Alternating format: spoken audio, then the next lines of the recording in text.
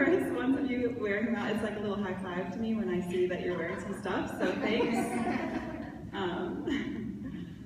I realize that many of you are here because of what I get to do for a living, I guess you could call it, which is playing with fashion.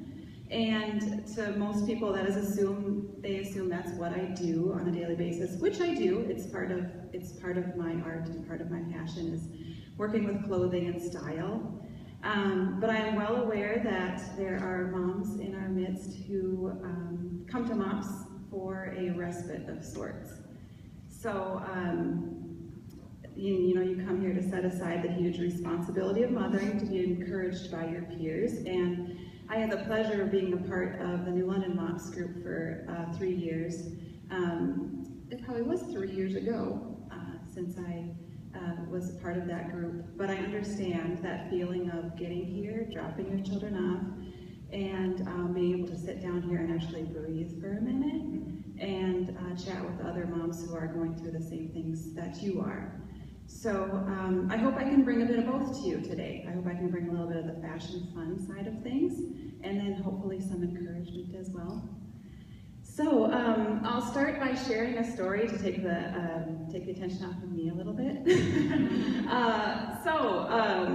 I have a friend who may be in our midst, who does some modeling for us on occasion. She shared with me at the MOPS Moms Night Out that as she is working at her part-time job, I guess, which is as a house cleaner, and she is getting down and dirty cleaning other people's toilets, she has a running dialogue in her head that says, "I'm a model, I'm a model."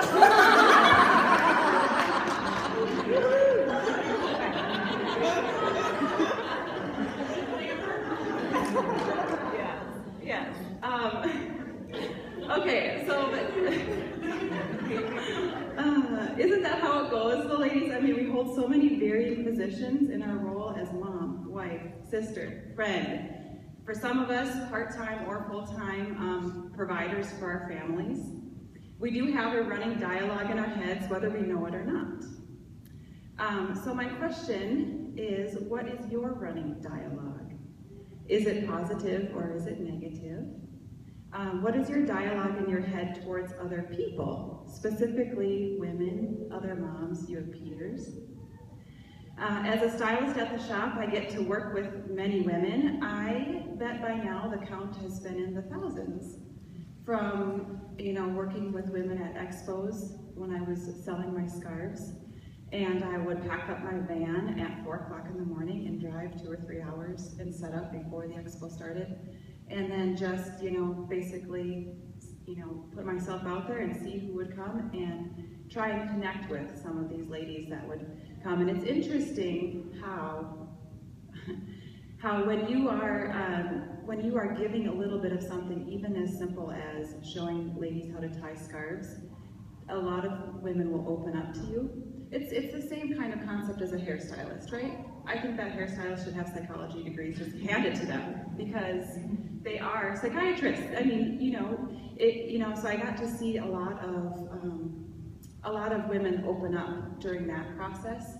So I was thinking back, and I bet I have had the opportunity to chat with and encourage thousands of women, and that is truly my passion. I just love meeting women at their need and hopefully giving them a bit of encouragement. And to me, fashion is not only my art, but it is the doorway to a trusting relationship with women who come into the shop. Clothing as an artistic medium is very personal to women. It not only covers us physically, but it helps us put out an image to the world. It is a way to express yourself in another sense. If you don't care a bit about fashion or what you wear, that says something too. Now, you may be wondering if I think that particular person should care. After all, it is what I do for my living, right? But the reality is, if you love fashion, I don't look at you any different than if you love your everyday outfit of jeans and a sweatshirt. Fashion is personal, it is subjective, and in my opinion, there's no room for judgment in there. Why do